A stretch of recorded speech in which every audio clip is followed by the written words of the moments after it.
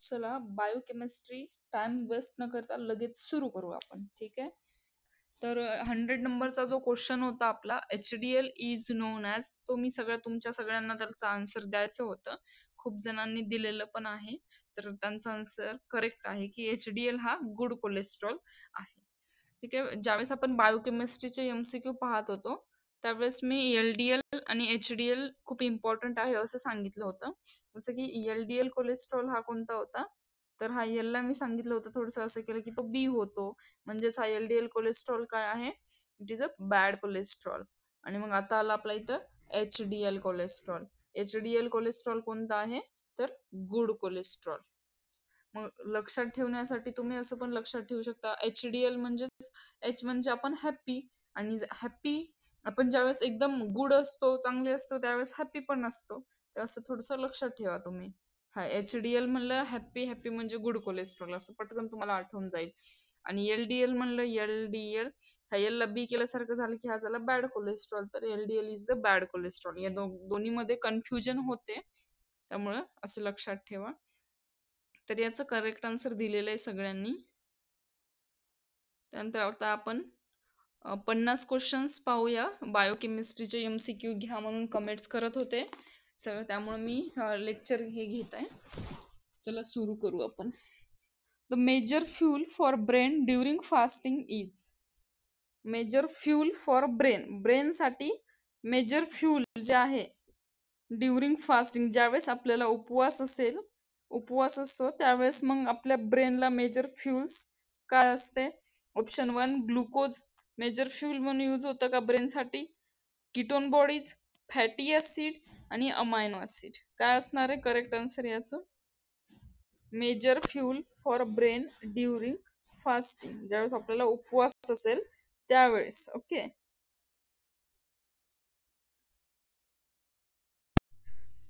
कसं माहितीये का, ज्यावेळेस आपल्याला उपवास असतो, आपल्याला जर समजा दीर्घकाळ आपण उपाशी असेल, तर मग जे आपलं ग्लायकोजन त्याच्यामध्ये एनर्जी स्टोअर असते, तर ते लिव्हरमध्ये जे ग्लायकोजन स्टोअर असते ते काय होते, पूर्ण त्याच्यामधली एनर्जी संपते.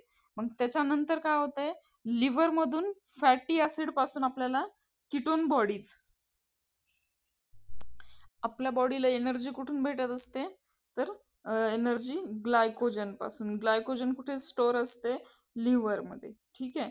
लिव्हर मध्ये ग्लायकोजन स्टोअर असते, त्याच्यापासूनच आपल्याला काय होतं, एनर्जी भेटत असते. पण ज्यावेळेस आपल्याला फास्टिंग असेल, दीर्घकाळ जर आपल्याला उपवास असेल, तर काय होतंय, मग हे ग्लायकोजन काय होतंय, पूर्ण संपून जाते. मग ग्लायकोजन संपल्यानंतर जे लिव्हर मधून काय होते, फॅटी ऍसिड पासून कीटोन बॉडीज तिथे तयार होतात. ठीक आहे. कीटोन बॉडीज तयार होतात. कोणते कीटोन बॉडीज तयार होतात, तर त्याच्यामध्ये पहा, ऍसिटोऍसिटेट,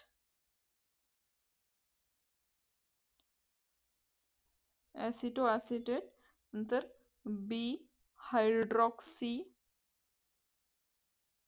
ब्युटेरेट आणि ऍसिटोन. हे लक्षात ठेवा, हे या 3 गोष्टी. ज्यावेळेस काय होत आहे, लिव्हर मधून फॅटी ऍसिड पासून कीटोन बॉडीज तयार होतात. ठीक आहे. आपल्याला एनर्जी कुठून भेटते, ग्लायकोजन पासून. ठीक आहे. पण आपण फास्टिंग मध्ये असल्यामुळे आपला जो साठा आहे ग्लायकोजनचा, तो संपल्यानंतर काय होते, मग त्या लिव्हर मध्ये फॅटी ऍसिड पासून ह्या कीटोन बॉडीज तयार होतात. कोणत्या कीटोन बॉडीज तयार होतात, ऍसिटो ऍसिटेट आणि दुसरी बी हायड्रॉक्सीहायड्रेट ऍसिटोन. ठीक आहे. आणि मग ह्या काय करतात, मेंदूपर्यंत आपले जे ब्लड व्हेसल्स आहेत, त्या ब्लड व्हेसल्स द्वारे हे ब्रेन पर्यंत पोहोचतात. आणि मग ब्रेन काय आहे, ऊर्जा स्त्रोत म्हणून आपला major fuel for brain during fasting is, काय असणार आहे याचं correct answer, option B ketone bodies. मी थोडक्यात सांगून दिले इन्फॉर्मेशन, याचा काय संबंध आहे ते. माहिती असेल तर ठीक, ज्यांना माहिती नाही त्यांच्यासाठी थोडंसं ऍडजस्ट करा. ठीक आहे. Major fuel for brain during fasting is, the correct answer is option B ketone bodies. ठीक आहे. प्रोलॉंगड फास्टिंग असेल, ब्रेन युजेस कीटोन बॉडीज, आणि कोणते हे पहा इथे लिहिले मी, ऍसिटो ऍसिटेट आणि बी हायड्रॉक्सी ब्युटेरेट, हे 2 कीटोन बॉडीज प्रोड्यूस होतात. ठीक आहे. Ketone bodies are formed in, मग आता कीटोन बॉडीज कुठे तयार होतात? Option A brain, liver, muscles आणि किडनी. मसल्स मध्ये, किडनी मध्ये, लिव्हर मध्ये, ब्रेन मध्ये कुठे होतात कीटोन बॉडीज तयार? ब्लड व्हेसल्स द्वारे आपल्या ब्रेनला जे आहे ते फ्यूल प्रोव्हाइड करते. ठीक आहे. कोण? इथेच सांगितलं मी कोण, ऍसिटो कीटोन बॉडीज. मग कीटोन बॉडीज मधले कोणते सांगितले? ऍसिटो ऍसिटेट आणि बी हायड्रॉक्सी ब्युटेरेट, हे काय कीटोन बॉडीज आहेत. मग प्रश्न आता विचारलाय ketone bodies are formed in, मग कीटोन बॉडीज कुठे फॉर्म होतात? तर याचा करेक्ट आन्सर आहे लिव्हर मध्ये. Option B is the correct answer. The first ketone body formed in, कोणती पहिली कीटोन बॉडीज आहे? मी आताच सांगितलं 2. ठीक आहे. ऍसिटो ऍसिटेट, ऍसिटोन, बी हायड्रॉक्सी ब्युटेरेट आणि option D citrate. The correct answer is option A, aceto acetate. Next question आहे, aceto acetate is the primary ketone body later converted to other. ठीक आहे. नंतर the major storage form of energy in the body is, तर major storage form कोणता आहे एनर्जीचा बॉडीमध्ये? आता इथे थोडंसं कन्फ्युजन आहे की या प्रश्नाचं उत्तर काही जण ग्लायकोजन लिहितात आणि काही जण फॅट लिहितात. तर जे major storage form of energy, the correct answer is fat. Okay. हे जे ग्लायकोजन आहे हे काय आहे? शॉर्ट टर्म कार्बोहायड्रेट एनर्जी आहे. आणि फॅट मध्ये ट्रायग्लिसराइड जे आहे, ओके, ट्रायग्लिसराइड हे लॉंग टर्म आहे. ठीक आहे. एनर्जी प्रोव्हाइड करते आणि जसे की आपल्याला माहितीच असेल 9 कॅलरीज ते आपल्याला भेटतात पर ग्राम मधून. ठीक आहे. 9 कॅलरीज पर ग्राम असते. Major storage form of energy in the body, the correct option is option B, fat. Okay. Glycogen जे आहे ते शॉर्ट टर्म आहे आणि फॅट जे आहे ते लॉंग टर्म आहे. त्यामुळे करेक्ट आन्सर असणार आहे फॅट. द ट्रायग्लिसराइड कुठे असतो? In adipose tissue provide maximum energy storage. त्यानंतर fatty acid oxidation occurs in, fatty ऍसिडचं ऑक्सिडेशन कोणामध्ये होतं? Fatty acid oxidation occurs in option A cytoplasm, mitochondria, nucleus आणि ribosome. The correct answer is option B, mitochondria. Fatty acid oxidation occurs in mitochondria. Fatty ऍसिडचं oxidation ज्यालाच काय म्हटलं जातं? बी oxidation असं म्हटलं जातं. ठीक आहे. फॅटी ऍसिडच्या ऑक्सिडेशनलाच काय म्हटलं जातं? बी ऑक्सिडेशन, म्हणजेच बीटा ऑक्सिडेशन, जे की मायटोकॉन्ड्रियामध्ये होते. ठीक आहे. फॅटी ऍसिड ऑक्सिडेशन म्हणजेच बीटा ऑक्सिडेशन जे की मायटोकॉन्ड्रियामध्ये होते. जसे की लॉंग चेन फॅटी ऍसिड असतील तर लॉंग चेन मध्ये हे कार्निटिन हे काय होते? कार्निटिन जे आहेत ते मायटोकॉन्ड्रियामध्ये जातात व तिथं बीटा ऑक्सिडेशन फॅटी ऍसिड्स तयार करतात. मग त्यानंतर हे जे बीटा ऑक्सिडेशन होते त्यावेळेस त्याच्यामधून ऍसिटिल कोएन्झाइम, NADH, FADH2 हे तयार होतात आणि त्यानंतर ते TCA सायकल मध्ये जाऊन तिथे काय करतात? तिथे एनर्जी प्रोड्यूस करतात. ठीक आहे. पहिल्यांदा काय सांगितलं? हे बघा, हे कार्निटिन, याचे प्रोनाउन्सिएशन थोडेसे डिफिकल्टच आहे. हे मायटोकॉन्ड्रियामध्ये जातात तिथून. ठीक आहे. मायटोकॉन्ड्रियामध्ये जातात आणि तिथं काय करतात? तिथं बी ऑक्सिडेशन म्हणजेच काय? Fatty acid. ओके. आणि त्यानंतर त्या बी ऑक्सिडेशन मधून ते काय करतात? ऍसिटिल कोएन्झाइम जसे की NADH, FADH2 इथे तयार होतात आणि TCA सायकल मध्ये जाऊन ते काय करतात? ATP मॉलिक्युल्स प्रोड्यूस करतात, एनर्जी प्रोड्यूस करतात. ओके. तर fatty acid oxidation occurs in, कुठे ऑकर्स होतं याचं ऑक्सिडेशन? मायटोकॉन्ड्रियामध्ये. The correct answer is option B. हे बघा, beta oxidation of fatty acid occurs in mitochondria matrix. The first step in beta oxidation is, पहिली step काय असते याच्यामध्ये बीटा ऑक्सिडेशन मध्ये काय सांगितलं मी, म्हणजे की कार्निटिन जे होते, इथं लिहिले का नाव,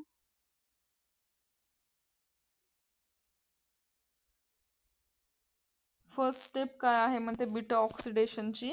तर ज्यावेळेस मी आत्ताच सांगितलं कार्निटिशटने ते मायटोकॉन्ड्रियामध्ये जातात आणि तिथं काय करतात, बीटा ऑक्सिडेशन किंवा फॅटी ऍसिड्स तिथे फॉर्म होतात. त्यानंतर हे जे बीटा ऑक्सिडेशन आहे तर त्याच्यामधून ते ऍसिटिल कोएन्झाईम, आत्ताच सांगितलं मी, ऍसिटिल कोएन्झाईम्स NADH आणि FADH2 हे तयार होतात तिथे, ऍक्टिव्हेट होतात हे, आणि त्याच्यानंतर ते TCA सायकल मध्ये जाऊन काय करतात, ATP जे आहे एनर्जी ते प्रोड्यूस करतात बीटा ऑक्सिडेशन मधून, कुठे, ऍसिटिल कोएन्झाईम्स मध्ये. ठीक आहे. मग इथे काय दिलंय, ऑक्सिडेशन, हायड्रेशन, थायोलायसिस आणि ऍक्टिव्हेशन ऑफ फॅटी ऍसिड. तर इथे ऍक्टिव्ह होतात म्हणजेच ऍक्टिव्हेशन ऑफ फॅटी ऍसिड हे असणार आहे तुमचं correct answer. The first step in beta oxidation is activation of fatty acid. हे बघा इथे लिहिलंय मी, fatty acid are the first activated to acetyl coenzymes in cytoplasm. थोडेसे हार्ड क्वेश्चन्स आहेत, पण जे इझी लेवलचे होते ते आपण एक 100ची जी सिरीज होती त्यामध्ये बघितलेले आहेत. ते करून तुम्हाला हे करायचंच आहे, खूप इम्पॉर्टंट आहे. हे बघा, हे मी आता सांगितलं होतं, carnitine is required for the transport of, कशासाठी हे कशाचं ट्रान्सपोर्ट साठी रिक्वायर्ड आहे, option A glucose, fatty acid, amino acid आणि कोलेस्ट्रॉल. तर हे कशामध्ये येते मी आता सांगितलं, fatty acid. The B option is the correct. Carnitine transports long chain fatty acid into mitochondria. Okay.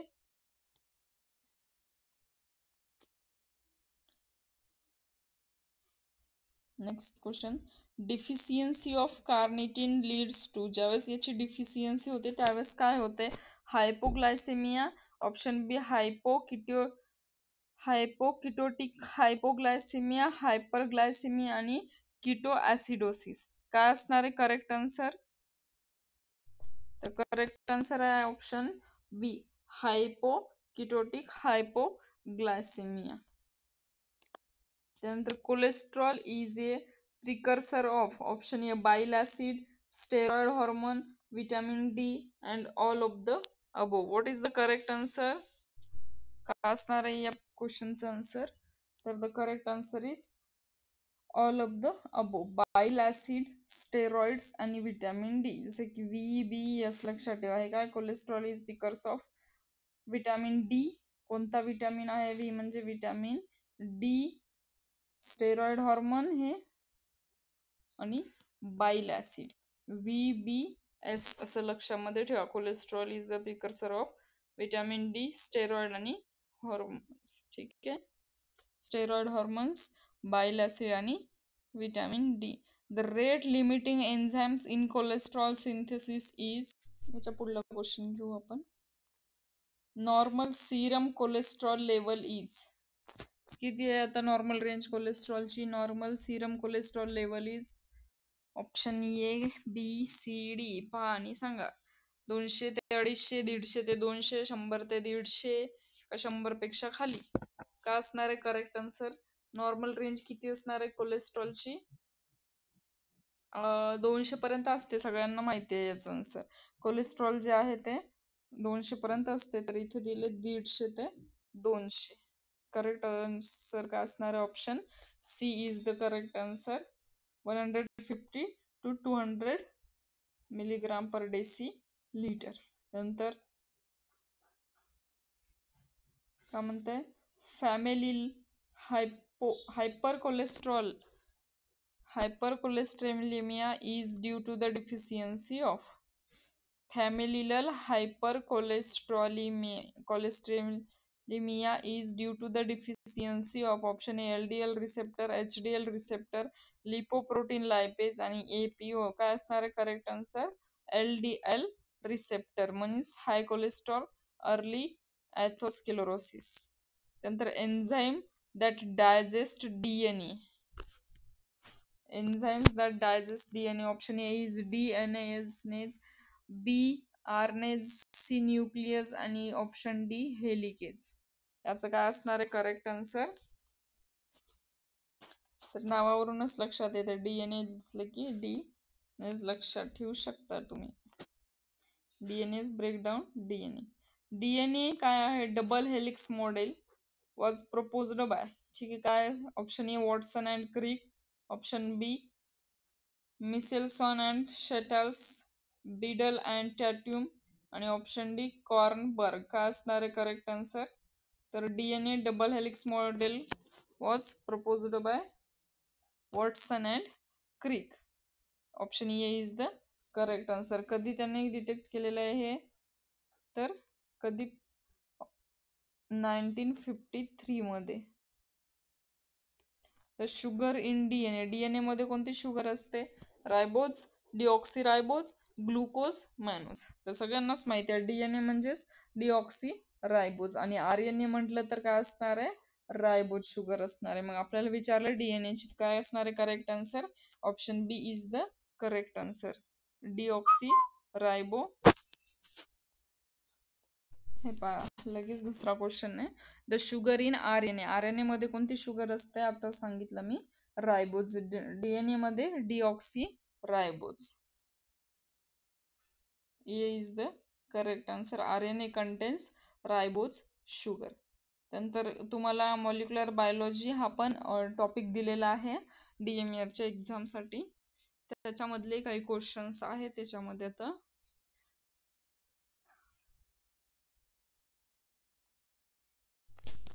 pyrimidine bases are adenine, guanine, cytosine, thymine, uracil, adenine, thymine आणि guanine, cytosine. काय असणार आहे करेक्ट आन्सर? तर pyrimidine bases are, तर याचं correct answer आहे option बी, cytosine, thymine आणि युरेसिल. ठीक आहे, तर मी याच्यावर तुम्हाला लक्षात राहिलं अशी ट्रिक सांगणार आहे ज्यावेळेस दुसरं येईल. आता सध्या असंच लक्षात ठेवा, pyrimidine bases are, option B is the correct answer, cytosine, thymine आणि युरेसिल. पायरिमिडिन कसं असतं? सिंगल रिंग बेसिस आहे ते. आता आला प्युरिन बेसिस. प्युरिन मध्ये काय काय असते? Option A adenine, guanine, option B thymine, cytosine, uracil, thymine आणि ऑप्शन डी सायटोसिन, युरेसिल. काय असणार आहे? तर याचं करेक्ट आन्सर काय असणार आहे? ॲडिनिन आणि गोनिन. Okay, option A is the correct answer. ज्यावेळेस तुम्हाला प्युरिनचं विचारेल असं, ठीक आहे, तर हे नाव पण कसं शॉर्ट आहे, तर शॉर्ट मध्ये तसं लक्षात ठेवा, एजी असं लक्षात ठेवा. एजी म्हणजे ॲडिनिन गॉनिन. आपण म्हणतो ना एजी, हजबंडला एजी म्हणतात ना, तसं असं ट्रिक्सनी लक्षात ठेवा, असं काही नाही. तर सांगितलं एजी लक्षात ठेवा. ज्यावेळेस प्युरिन असेल तर काय लक्षात ठेवायचंय? एजी, ॲडिनिन आणि गॉनिन. ठीक आहे, आणि युरेसिल कधी येते याच्यामध्ये मग? आणि ज्यावेळेस पिरॅमिडिन असेल तर त्यावेळेस काय असणार आहे? सायटोसिन, थायमिन आणि युरेसिल. ओके, सायटोसिन, थायमिन आणि युरेसिल. तुम्ही असं लक्षात ठेवा की आपल्याला हा जो पिरॅमिडिन आहे याला काय करायचं? आपल्याला कट करायचंय पिरॅमिडिनला. तर CUT कट वरून लक्षात ठेवा. सी म्हणजे सायटोसिन, यू म्हणजे युरेसिल आणि टी म्हणजे थायमिन. तसं पिरॅमिडिन आला तर कट, पिरॅमिडिनला आपल्याला कट करायचंय. सायटोसिन, थायमिन आणि युरेसिल असं कट लक्षात ठेवा. Pyrimidine bases on cut, cytosine, thymine, uracil. आणि त्याच्यामध्ये हे पण गोष्ट महत्वाची आहे की युरेसिल मध्ये काय आहे? आर आहे. हे पहा, युरेसिल मध्ये आर आहे. हे आर म्हणजे हे RNA मध्ये असतो. ठीक आहे, आणि थायमिन जो आहे तो DNA. ठीक आहे, इथेही कन्फ्युज होते की DNA मध्ये युरेसिल आहे की RNA मध्ये आहे. तर आर वरून लक्षात ठेवायचं की हा RNA मध्ये येतो. आणि हे जे स्ट्रक्चर आहे पिरॅमिडिन बेसिस ऑन सायटोसिन, थायमिन, युरेसिल, जे की सिंगल रिंग बेसिसवर आहे. आणि हे कसं 3 नाव आहेत त्यामुळे याच्यामध्ये आपल्याला सिंगल लाईन मध्ये दिलं असं लक्षात ठेवा तुम्ही, जे की सिंगल रिंग बेसिस आहे. आणि जे की प्युरिन्स आहे त्याच्यामध्ये 2च नावं असल्यामुळे आपण त्यांना डबल दिलं असं लक्षात ठेवा. सिंगल सिंगल जास्त असल्यामुळे आपल्याला 3 असल्यामुळे एक एक लाईन द्यावा लागली याला, आणि डबल दिल्या कारण ते 2च होते म्हणून. असं काहीतरी करून लक्षात ठेवा आपण. ठीक आहे, सायटोसिन, थायमिन आणि युरेसिल झालं. प्युरिन्सचं सांगितलं, प्युरिन AG म्हणतो तसं ॲडिनाइन आणि गोनिन, ज्यामध्ये 2 असल्यामुळे आपण इथे काय केलं, डबल असं लक्षात ठेवलं. म्हणजेच काय आहे, तर हे डबल, बघा इथे लिहिलंय मी, डबल रिंग बेसेस आहेत ॲडिनिन आणि गोनिन. ठीक आहे. नंतर complementary base pairing in DNA. आता DNA मध्ये मी आता सांगितलं कन्फ्युजन कुठे होते, DNA आणि RNA मध्ये. ठीक आहे. आता पाहू complementary base pairing in DNA. Option A AGCT, ATGC, AUGC आणि ACGT. तर मी एवढं रीड नाही करत बसत. पहा कॉम्प्लिमेंटरी बेस पेअरिंग DNA मध्ये काय असते, मी तुम्हाला सांगितलं होतं युरेसिल जर आला तर त्या R वरून लक्षात ठेवायचे की हा कुठे येतो, RNA मध्ये येतो. मग राहिला जो आहे थायमिन ते कशामध्ये येतो, DNA मध्ये होतो. मी असं सांगितलं होतं. जसं की आता प्युरिन्स मध्ये कोणते होते, एक होता ॲडिनिन आणि दुसरा होता गोनिन. ठीक आहे. हे काय प्युरिन्स मधले आपण इथे लिहू शॉर्ट मध्ये AG ॲडिनिन आणि गोनिन. आणि पायरिमिडिन्स मध्ये काय सांगितलं होतं मी, कट लक्षात ठेवायला सांगितलं होतं, CUT. सी म्हणजे सायटोसिन, युरेसिल आणि थायमिन, ज्यामध्ये यू कुठे येतो, युरेसिल R आला त्याच्यामध्ये, त्यामुळे हा येतो RNA मध्ये. आपल्याला विचारलंय DNA चं म्हणून हा कट झाला. मग आला C आणि T. तर असं लक्षात ठेवा, ऍट लक्षात ठेवायचं, ज्यामध्ये हा जो T आहे तो घेतला. आता ॲडिनिन सोबत हा T आणि G सोबत हा C, किंवा मग G कसं दिसते, C सारखं दिसते म्हणून GC असंही तुम्ही लक्षात ठेवू शकता. म्हणजे इथं काय झालं, कॉम्प्लिमेंटरी बेस पेअरिंग AT आणि GC. कोणता ऑप्शन आहे, AT आणि GC? The correct answer is option B. ठीक आहे. पाहू correct answer AT GC. Option B is the correct answer. Double सांगते मी, पहा. तुम्हाला वर मी जे 2 क्वेश्चन्स घेतले होते, ज्यामध्ये प्युरिन आणि पिरॅमिडिन सांगितले होते. ठीक आहे. मग आता प्युरिन्स मध्ये कोणते कोणते आहेत आणि पिरॅमिड्स मध्ये काय आहेत ते मी वर सांगितलं होतं तुम्हाला. जसं की AG, एकदा डबल बघून घ्या वाटल्यावर. हे पा, प्युरिन बेसेस कोणते सांगितले मी, प्युरिन मध्ये AG लक्षात ठेवलं आपण, जसं की ॲडिनिन आणि गोनिन. आणि जे की पिरॅमिडिन्स होते त्याच्यामध्ये काय सांगितलं, कट लक्षात ठेवा म्हणलं मी, CUT, सायटोसिन, थायमिन आणि युरेसिल. ठीक आहे. हे दोन्ही लक्षात राहिलं. याच्यावरून आपला हा तिसरा क्वेश्चन आहे की complementary base pairing in DNA. मग त्याच्यामध्ये मी तुम्हाला सांगितलं होतं प्युरिन्स मध्ये काय सांगितलं, प्युरिन्स मध्ये AG सांगितलं, ॲडिनिन आणि गोनिन.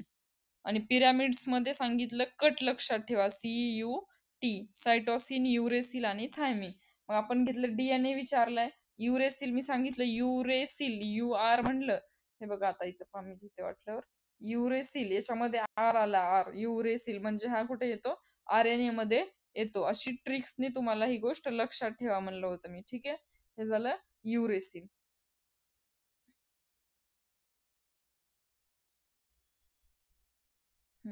नंतर युरेसिल झालं हे. मग आपल्याला काय विचारलंय, कॉम्प्लिमेंटरी बेस पेअरिंग विचारलंय DNA मध्ये. म्हणजे हा कट झाला इथे, मग याची जोडी याच्यात, याची जोडी याच्यात, असं लावायचं. आणि लक्षात राहण्यासाठी ऍट लक्षात ठेवा, ए सोबत हा घेतला आपण प्युरिनचा ए. आता आपल्याला घ्यायचा पिरामिडिनचा सी येणार का टी येणार, तर कसं लक्षात ठेवा, ऍट लक्षात ठेवा. किंवा जी कसं सी सारखं दिसते, जी सी सारखं दिसते, त्यामुळं जी सोबत सी, एकाच साईडला बघत आहेत दोघंही, तिकडेच पाहत आहेत राईट साईडला, म्हणून हे असं पण तुम्ही लक्षात ठेवू शकता. ATGC. ATGC कोणता ऑप्शन आहे, ऑप्शन बी. तरी पण तुम्हाला नाही समजलं तर तुम्ही मला कमेंट करा, मी याच्यावर पुन्हा व्हिडिओ बनवते. आणि हे महत्वाचं आहे, तुमच्या एक्झाम मध्ये येतील असे क्वेश्चन्स आहेत ते. ठीक आहे. ATGC, ॲडिनिन, ए म्हणजे adenine, thymine, guanine, cytosine. Okay. Adenine pairs with thymine आणि गॉनिन विथ सायटोसिन, लक्षात राहू द्या. आणि RNA मध्ये ॲडिनिन पेअर्स विथ, आणि ज्यावेळेस RNA असेल त्यावेळेस आपल्याला मग त्या आपण काय केलं, ॲडिनिन सोबत काय घेतलं, थायमिन घेतलं ऍट वरून. मग मी तुम्हाला सांगितलं, जर युरेसिल असेल, R कशामध्ये येणार, RNA मध्ये येणार युरेसिल. मग या टीच्या ठिकाणी काय येणार, तिथे तिथे येणार यू म्हणजेच काय, युरेसिल. ओके. म्हणजेच ऍटला काय झालं, AU, ॲडिनिन सोबत आला युरेसिल. मग इन RNA विचारलं आपल्याला, ॲडिनिनची पेअर काय विचारलेली आहे, तर करेक्ट आन्सर काय असणार, ऑप्शन बी, युरेसिल हे करेक्ट आन्सर असणार आहे. हे पहा, इथे काय केलं आपण, एकदा मी रिपीट सांगते कारण दोन्हीचं सांगते आता, DNA आणि RNAचं. प्युरिन्स मध्ये आणि पिरामिडिन्स मध्ये काय सांगितलं? प्युरिन मध्ये काय येणार? AG. हे बघा, हे ॲडेनिन आणि हे गुआनिन. ठीक आहे. मग पिरामिड्स मध्ये सांगितलं होतं कट वरून जो सांगितलं युरेसिल येणार RNA मध्ये. म्हणून आपल्याला ए सोबत जी सारखं सी आहे म्हणून हा इथं जशा तसा ठेवला ग्वानिन आणि सायटोसिन. मग या टी ला ॲडेनिन सोबत घेतलं. हे झाले DNA पेअरिंग. ठीक आहे, ही झाली DNA पेअरिंग. आणि ज्यावेळेस RNA पेअरिंग असेल, मग RNA मध्ये काय केलं? हे आपण जे की थायमिन आहे त्याच्या ठिकाणी काय केलं?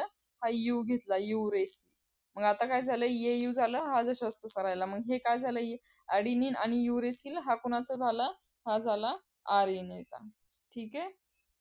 म्हणजे समजा ऑप्शन सी नंबर हे कोणाचा आहे? AUGC हा आहे RNAचा. खूप सोपा आहे, फक्त लक्षात ठेवा आणि इम्पॉर्टंट आहे. तर याचा करेक्ट आन्सर काय असणार आहे? Option B is the correct answer. In RNA adenine pairs with uracil.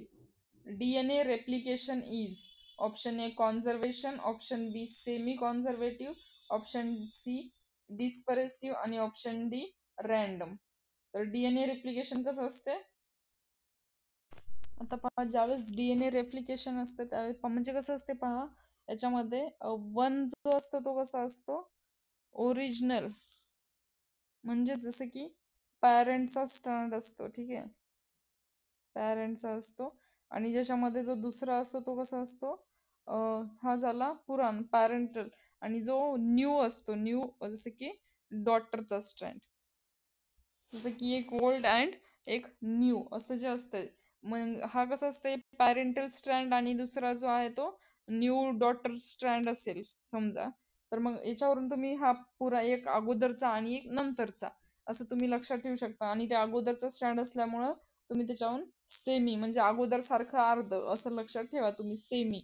आणि त्यामुळे याला सेमी कॉन्झर्वेटिव्ह म्हणतात. पूर्ण नवीन पण नाही आणि पूर्ण पुराण पण नाही, म्हणजे असं अगोदरचाही नाही पूर्ण आणि आताचा नवीनही नाही, असं DNA रेप्लिकेशन मध्ये तुम्ही लक्षात ठेवा. हा सेमी कॉन्झर्वेटिव्ह आहे. तसं तर सगळ्यांना माहितीच आहे सेमी कॉन्झर्वेटिव्ह आहे म्हणून. ज्यांना माहिती नाही त्यांनी असं लक्षात ठेवा, DNA replication is semi conservative. म्हणजेच काय? इच डॉटर DNA हॅज, प्रत्येक डॉटर DNA ला काय असते? वन ओल्ड आणि वन न्यू स्ट्रँड असतात. ठीक आहे, इथं पण लिहिले पहा, वन ओल्ड आणि one new strand. This is the semi-conservative. Enzymes that unbind DNA during replication. Option A luggage, helicase, polymerase आणि प्रायमेज. काय असणार आहे करेक्ट आन्सर? या प्रश्नाचा करेक्ट आन्सर काय आहे? Option B, helicase. Enzyme that unbind DNA during replication. The correct answer is helicase. आता हे तुम्हाला थोडस याच्यामध्ये 3 टर्म्स समजून घ्यावा लागतील. हे पहा, बघा, ह्या डायग्राम मधून तुम्ही समजून घ्या. DNA unbind during replication. Helicase काय करते? हे हेलिकेज जो आहे तो ओपन करतो झिपर्सला. हे काय आहे? आणि हे ओपन ज्यावेळेस करतो त्यावेळेस त्याच्यामध्ये ट्विस्ट फॉर्म होतात, तर त्याच्यासाठी टोपोआयझोमरेजचा यूज केला जातो. आणि त्याच्यानंतर हा जो सिंगल स्टँडर्ड बाइंडिंग प्रोटीन आहे, ज्यावेळेस हा त्याला होल्ड करतो पूर्ण. ठीक आहे, त्या स्टँडला ज्यावेळेस हा स्टँड, सिंगल स्टँडचा जो आहे तो ट्विस्ट झाल्यानंतर हे पहा इथून असं त्याला मग तो हा जो आहे single stand binding protein hold करतो. तुम्हाला समजलं असेल. याच्यामध्ये तुम्हाला हे हेलिकॉप्टर दिसत आहे. हे असं हेलिकॉप्टर कशासाठी दाखवलंय? तर हा काय, हेलिकॉप्टर कसं उडते, हेलिकॉप्टर उडते तसं आपल्याला हा जो हेलिकॉप्टरचा जो हेली असेल, हेलिकेज, हा काय करतो? उडत नाही तर तो उघडतो. असं लक्षात ठेवण्यासाठी ही डायग्राम दिलेली आहे. ठीक आहे, याच्यामध्ये ते हेलिकेज काय करतो? ओपन करतो. तर त्याच्यामुळे हेलिकॉप्टर कसा उडतो तसं हेली पहिलं लक्षात ठेवा आणि तो उडतो तर हे उघडतो, असं लक्षात ठेवण्यासाठी ही अशी डायग्राम दिली आहे. जसं की हा जो हेलिकेज आहे काय होतो? असे ओपन्स करतो. आणि ओपन केल्यानंतर काय होते माहितीये का? मग समजा एखादी आपली रस्सी आहे, आपण ज्यावेळेस रस्सी असं खोलतो त्यावेळेस ज्यावेळेस आता इथून खोलत तर दुसऱ्या साईडला थोडस स्ट्रेस येतो ना या पुढे. मग हा जो आहे टोपो आयझोमरेज, हा स्ट्रेस याच्यावर येऊ नाही देत. हे अशी डायग्राम आहे, लक्षामध्ये ठेवा. ठीक आहे, आणि हा होल्ड करतो सिंगल स्ट्रँड बाइंडिंग प्रोटीन. ठीक आहे, हे तुम्हाला फक्त ट्रिक्ससाठी मी असं दिलेलं आहे. हा काय हेलिकॉप्टर उडतो तसं उघडतो असं तुमच्या आता लक्षात राहील. एक्झाम मध्ये आला तर आपोआप तुम्हाला डायग्राम आठवेल, त्यासाठी हे मी असं बनवलेलं आहे. ठीक आहे. करेक्ट आन्सर काय आहे याचं मग? हेलिकेज. जे काय करतात, unwind DNA during replication. DNA helicase, unbind DNA strands. त्यानंतर नेक्स्ट क्वेश्चन पहा. DNA fragments formed on lagging strands are called. Option A Okazaki fragment, plano fragments, DNA ligase, DNA primers. आता सगळं आपण 12वीला शिकलेलं आहे, तर मी एवढं समजून नाही सांगत आता. याचं करेक्ट आन्सर काय आहे? Okazaki fragments. ठीक आहे. DNA piece synthesized on lagging strand and the enzymes that joins Okazaki fragments. Enzymes joint होतात Okazaki fragments by option A helicase, ligase, primase आणि एक्झोन्यूक्लियस. काय असणार आहे करेक्ट आन्सर? जॉईंटचा संबंध आला तर काय लिहिणार? लायगेज. ठीक आहे. जॉईंटचा संबंध आला एन्झाइम दॅट जॉईंट ओकॅझॅकी फ्रेगमेंट्स, कोणता? तर लायगेज दॅट जॉईंट्स फ्रेगमेंट. ओके. त्यानंतर next question. The process of RNA synthesis from DNA template is called. कोणती प्रोसेस आहे इथे? असे क्वेश्चन थोडे व्यवस्थित तुम्ही पाहता. आरएनएचं सिंथेसिस होत आहे कुठून? From the DNA. मग डीएनए पासून आरएनएचं सिंथेसिस होत आहे, म्हणजे याला काय म्हणतो आपण? ट्रान्सलेशन म्हणतो, रेप्लिकेशन म्हणतो, ट्रान्सक्रिप्टेशन म्हणतो किंवा ट्रान्सलोकेशन म्हणतो. काय म्हणतो? तर यालाच काय म्हणतात? ट्रान्सक्रिप्शन. ठीक आहे. डीएनए कडून आरएनए कडे म्हणलं तर त्याला काय म्हणतात? ट्रान्सफर व्हायला असं समजायचं. जसं ट्रान्सक्रिप्टेशन. ठीक आहे. ट्रान्सलेशन नाही, transcriptation. Okay. RNA from DNA, transcriptation. नंतर enzymes responsible for the transcription is. कोणते एन्झाइम्स रिस्पॉन्सिबल आहे ट्रान्सक्रिप्टेशन साठी? तर काय करेक्ट आन्सर? कोणते एन्झाइम्स रिस्पॉन्सिबल आहेत ट्रान्सक्रिप्टेशन साठी? DNA to RNA. कोणते एन्झाइम्स रिस्पॉन्सिबल आहेत? तर याच्यामध्ये RNA polymerase. Option B is the correct answer. The process of protein synthesis from mRNA is called. The process of ज्यामध्ये प्रोटीन सिंथेसिस होते कुठून? From mRNA. Option A replication, translation, transcriptation आणि recombination. What is the correct answer? काय असणार आहे correct answer याचं? काय म्हणते? Process of protein synthesis from RNA. तर करेक्ट आन्सर आहे ट्रान्सलेशन. आरएनए पासून काय सिंथेसिस होत आहे? प्रोटीन सिंथेसिस होत आहे, म्हणजे त्याचं काय होत आहे? ट्रान्सलेशन होत आहे. हे पहा इथं काय होतं? From RNA to RNA, from RNA from DNA, म्हणजे डीएनए पासून काय होतं? आरएनए होतं, म्हणून इथं काय आलं? ट्रान्सक्रिप्टेज झालं. आणि ट्रान्सलेशन जर विचारलं तर हे पहा इथे प्रोटीन सिंथेसिस फ्रॉम mRNA मध्ये विचारलं तर इथं ट्रान्सलेशन, ज्यामध्ये प्रोटीन ऑकर्स होते on ribosome. The process of protein synthesis from RNA is called translation. नंतर इनिशिएटर ऑकोडॉन इज. कोणते आहेत? म्हणजेच काय की प्रोटीन सिंथेसिस करायची जी सुरुवातीचं स्टेज असते ते प्रोटीन सिंथेसिस करायची आहे सिग्नल. प्रोटीन सिंथेसिस करायचं सिग्नल आहे ते असते हे इनिशिएटर कोडॉन इज. कोणतं असणार आहे correct answer? Option C AUG. यालाच काय म्हणतात? बघा इथे लिहिलं मी. यालाच काय म्हणतात? स्टार्ट ट्रान्सलेशन सुद्धा असं म्हणतात. ट्रान्सलेशन म्हणजे प्रोटीनचं सिंथेसिस लक्षात येईल तुम्हाला. ठीक आहे. आणि इनिशिएटर कोडॉन काय आहे? हा स्टार्ट ट्रान्सलेशन आहे, ज्यामध्ये AUG हा कोड आहे. ठीक आहे. Initial codon AUG. Option C methionine and start translation. आणि जो स्टॉप कोडॉन्स असतो तो स्टार्टचा कोडॉन्स होता. आणि स्टॉप कोडॉन्स कोणता आहे मग याच्यामध्ये? तर करेक्ट आन्सर आहे ऑप्शन ए. ओके. हे आहे तुमचं स्टॉप करण्यासाठीचं option. the signal terminal and protein synthesis.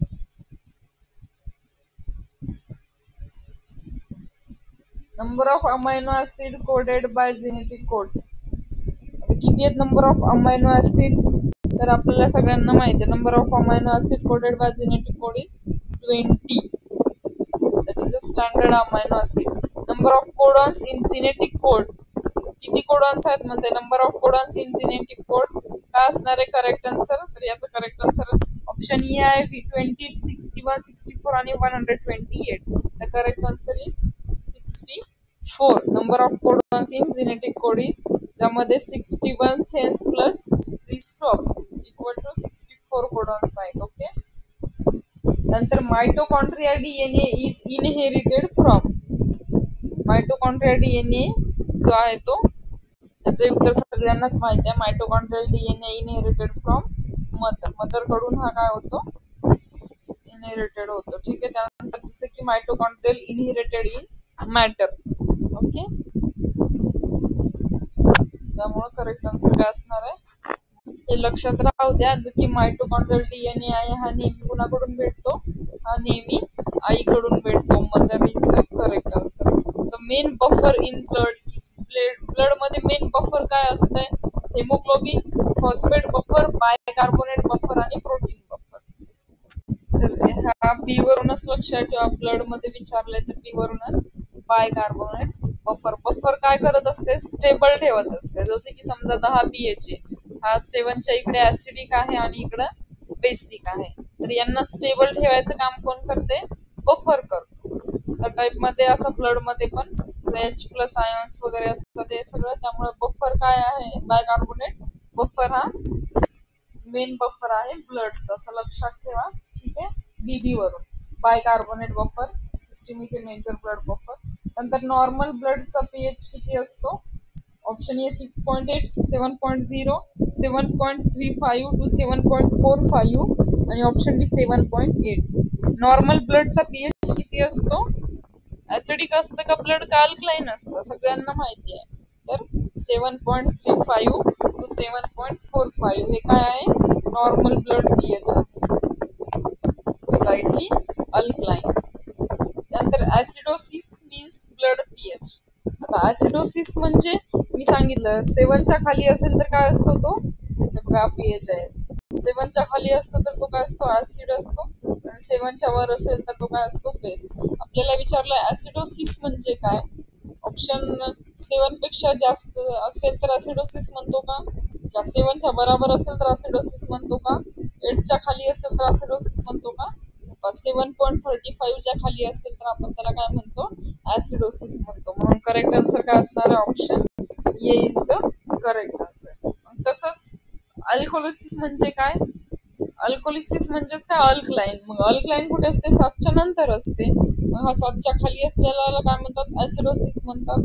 7.45 पेक्षा 7.45 पेक्षा जास्त असेल तर त्याला काय म्हणतात? अल्कोलिसिस असं म्हणतात. तर करेक्ट आन्सर काय असणार आहे? Option B. नंतर रिस्पायरेटरी ऍसिडोसिस इज कॉज्ड बाय.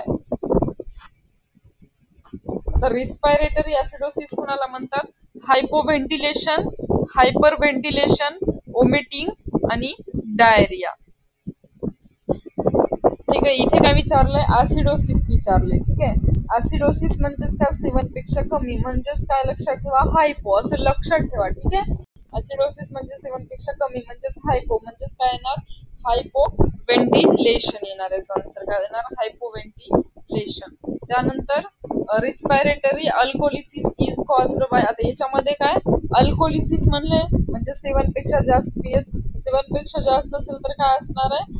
हायपो आला. 7 पेक्षा लहान असेल तर जास्त असेल तर हायपर व्हेंटिलेशन. त्यामुळे करेक्ट आन्सर असणार आहे ऑप्शन बी. नंतर metabolic acidosis occurs in. Option A vomiting, diarrhoea, anxiety आणि हायपर व्हेंटिलेशन. तर metabolic acidosis occurs in correct answer diarrhoea option B. नंतर मेटाबॉलिक अल्कोलिसिस कुठे ऑकर्स होतो? ऍसिडोसिस झाला डायरिया मध्ये. अल्कोसिस म्हणजेच ओमिटिंग. ठीक आहे. ज्यामध्ये HCl काय होतो? लॉस होतो. HCl losing vomiting metabolic alkalosis. त्यानंतर हिमोग्लोबिन काय आहे, कोणता प्रोटीन आहे, simple protein, conjugated protein, lipoprotein आणि ग्लायकोप्रोटीन. कोणता आहे हिमोग्लोबिन, तर हा जो आहे तो कोणता प्रोटीन आहे, कॉन्जुगेटेड आहे, सिंपल प्रोटीन नाही, कॉन्जुगेटेड प्रोटीन आहे हिमोग्लोबिन. मग कॉन्जुगेटेड प्रोटीन म्हणजेच काय त्याच्यामध्ये, तर हे ग्लोबिन हा काय आहे, प्रोटीन आहे. ठीक आहे, हिमोग्लोबिन मध्ये हिम जो पार्ट आहे तो काय आहे, हा प्रोस्थेटिक ग्रुप आहे. ठीक आहे, आणि ग्लोबिन हा प्रोटीन आहे. मग प्रोटीन प्लस जो प्रोस्थेटिक ग्रुप आहे यालाच काय म्हणतो आपण, कॉन्जुगेटेड प्रोटीन असं म्हणतो, ज्यामध्ये हिम हा प्रोस्थेटिक ग्रुप आहे आणि ग्लोबिन काय आहे, प्रोटीन आहे. मग हिम म्हणजेच प्रोस्थेटिक ग्रुप आणि प्रोटीन म्हणजेच काय आहे, कॉन्जुगेटेड प्रोटीन. नंतर नॉर्मल अडल्ट हिमोग्लोबिन. आता नॉर्मल अडल्टचं हिमोग्लोबिन कसं असतं, HB कुणाचं विचारलं, अडल्टचं म्हणजेच इथं काय येणार, येणार A2 येणार का, नाही, इथे A येणार आणि इकडे अल्फा 2 बीटा 2. ठीक आहे, करेक्ट आन्सर या A वरून HB हे असं पण तुम्ही लक्षात ठेवू शकता. नंतर फिटल हिमोग्लोबिन म्हणलं तर काय येणार, F येणार. ठीक आहे, मग इथे कुठे आहे, हे बघा alpha 2 gamma 2. From fetal haemoglobin contains gamma chains. नंतर नॉर्मल अडल्ट HbA2 किती असतो नॉर्मल अडल्ट मध्ये, तर हा जो आहे तो 1.5 to 3.5% असतो. Option B is the correct answer. नंतर HbA1c is used for monitoring. कशासाठी यूज केली जाते HbA1c टेस्ट कशासाठी करतो आपण, जॉन्डिस, ॲनिमिया, डायबिटीज मेलाइटस आणि किडनी डिसीजेस. तर हे सगळ्यांनाच माहिती, आपण शुगर साठी करतो, ॲव्हरेज शुगर साठी, म्हणजेच diabetes mellitus. The correct answer is option C. त्याच्यानंतर नॉर्मल HbA1c लेवल किती असते, आपल्या सगळ्यांनी HbA1c कोणी टेस्ट केली असेल तर त्यांना लक्षात येईल. नॉर्मल HbA1c लेवल किती असते, तर ती 6च्या खाली असते नॉर्मली, पण इथे ऑप्शन 6 नाही दिला, इथे काय दिलाय मग 6 पेक्षा कमी 5.7 दिलाय. 5.7 पेक्षा कमी काय असते, HbA1c असते, त्यामुळे करेक्ट आन्सर ऑप्शन बी. नंतर enzyme deficient in G6PD deficiency असणार आहे, करेक्ट आन्सर याचं option B, G6PD deficiency causes haemolytic anaemia and oxidative stress. आता पहा, main reducing substance measures in Benedict test is. कोणता main reducing substance measured in Benedict test, पहिल्यांदा reducing sugar कोणत्या आहेत आणि नॉन रिड्युसिंग शुगर कोणत्या आहेत ते तुम्हाला लक्षात घ्या. अगोदर माहिती नसेल तर तुम्ही चार्ट बनवला असेल कार्बोहायड्रेटचा, ज्यावेळेस तुम्ही कार्बोहायड्रेटची स्टडी कराल ना त्याच्यामध्ये एक वेगवेगळे चार्ट बनवा, जसं की मोनोसॅक्राइड कोणते आहेत, पॉलिसॅक्राइड कोणते आहेत, ऑलिगोसॅक्राइड कोणते आहेत. मग मोनोसॅक्राइड मध्ये अल्डिहाइड कीटोन ग्रुप्स हे कोणते आहेत, मग त्याच्यामध्ये रिड्युसिंग शुगर कोणते आहेत, नॉन रिड्युसिंग शुगर कोणते आहेत, ते तुम्ही थोडंसं टिक मार्क करा त्याच्यामध्ये, असे चार्ट बनवा आणि भिंतीला लावा. म्हणजे कसं एक्झामला जाण्याच्या अगोदर थोडस रोज झोपताना तुमच्या डोळ्या घालून जाईल ना तर तुमच्या लक्षात राहून जाईल ते. ठीक आहे, इथे मेन रिड्युसिंग सबस्टन्स विचारला बेनेडिक्ट टेस्ट साठी, तर पहा बेनेडिक्ट टेस्ट आपण कशासाठी करतो, तर तो रिड्युसिंग आहे की नॉन रिड्युसिंग आहे याच्यासाठी करतो, आपल्याला माहिती आहे. इथे सुक्रोज, लॅक्टोज आणि माल्टोज हे जे आहेत ते काय आहेत, हे नॉन रिड्युसिंग शुगर मध्ये जेवढे मोनोसॅक्राइड्स आहेत ते कशा आहेत, रिड्युसिंग सबस्टन्स, रिड्युसिंग शुगर आहेत मोनोसॅक्राइड. याच्यामध्ये कोणता आहे मोनोसॅक्राइड, ग्लुकोज. काय आहे, मोनोसॅक्राइड आहे, करेक्ट आन्सर काय असणार आहे, glucose is the main reducing substance measured in Benedict test. त्यानंतरचा क्वेश्चन आहे, normal fasting blood glucose level is. Normal fasting blood glucose level किती असते, 7. ऑप्शन ए किती आहे, 50 ते 70 मिलीग्राम पर डेसिलिटर. ऑप्शन बी 70 ते 100, सी 100 ते 120, 120 ते 140. तर किती आहे normal fasting blood glucose, correct answer काय असणार आहे, की फास्टिंगचं असतं ते किती असतं, 110 पर्यंत असते. ठीक आहे, मग इथे कोणता ऑप्शन आहे, 70 to 100 milligram per decilitre. The correct answer is option B. त्याच्यानंतर हा प्रश्न जो आहे हा तुमच्यासाठी आहे, याचे उत्तर तुम्हाला सगळ्यांना कमेंट करायचे, ठीक आहे. Diabetes mellitus is diagnosed Wien fasting blood glucose is. ज्यावेळेस सकाळची जी शुगर असते आपली फास्टिंग ब्लड, ठीक आहे, फास्टिंग ब्लड ग्लुकोज जे आहे, तर ते डायग्नोसिस करण्यासाठी डायबिटीज मेलाइटस किती असते सांगा तुम्ही कमेंट करून, ठीक आहे. ऑप्शन ए किती आहे, बी आहे, सी आहे आणि डी आहे. पहा, व्यवस्थित आन्सर करा, कमेंट्स करा, ठीक आहे. Diabetes mellitus is diagnosed Wien fasting blood glucose is, या प्रश्नाचं उत्तर आपल्या नेक्स्ट सेशन मध्ये मी सांगून देईल. तोपर्यंत तुम्ही मला सांगून द्याल कमेंट्स करून. या ठिकाणी आपले बायोकेमिस्ट्रीचे 50 MCQ संपले आहेत. याच्या अगोदरच्या एका आपल्या लाईव्ह नाही घेतला मी, एका सेशन मध्ये घेतलेला आहे, तर त्याच्यामध्ये 100 MCQ घेतले होते मी, ठीक आहे. आणि हे झाले 50-150 MCQ. याच्यामध्ये तुमचे मॉलिक्युलर बायोलॉजी जो चॅप्टर दिलाय त्याच्यातले आपण काही MCQ याच्यामध्ये ऍड केले आहेत, जो की इम्पॉर्टंट असे घेतलेले आहेत. तर पहा, DMER एक्झाम साठी सगळ्यांनी मन लावून अभ्यास करा. आणि मी व्यवस्थितच MCQ घेतलेले आहेत, सगळे जे इम्पॉर्टंट वाटतील असेच MCQ काढून, म्हणजे तुमचा सगळ्यांचा व्यवस्थित अभ्यासही होईल. तुम्ही फक्त ना ज्यावेळेस तुमची थेअरी रीड करणं झाली की तुम्ही हे MCQ चे व्हिडिओ पाहायचा, म्हणजे कसं तुम्हाला पण किती आन्सर येत आहेत, किती तुमचा अभ्यास झाला याच्यावरून तुम्हाला कळून जाईल, ठीक आहे. थँक्यू. आणि हा, तुम्हाला जर लेक्चर माझं आवडत असेल, चांगलं वाटत असेल, हेल्पफुल वाटत असेल, तर कमेंट करत जा की कसं वाटत आहे, किंवा काही कुठे रॉंग झालं असेल तर तेही कमेंट करून सांगत जा, ठीक आहे.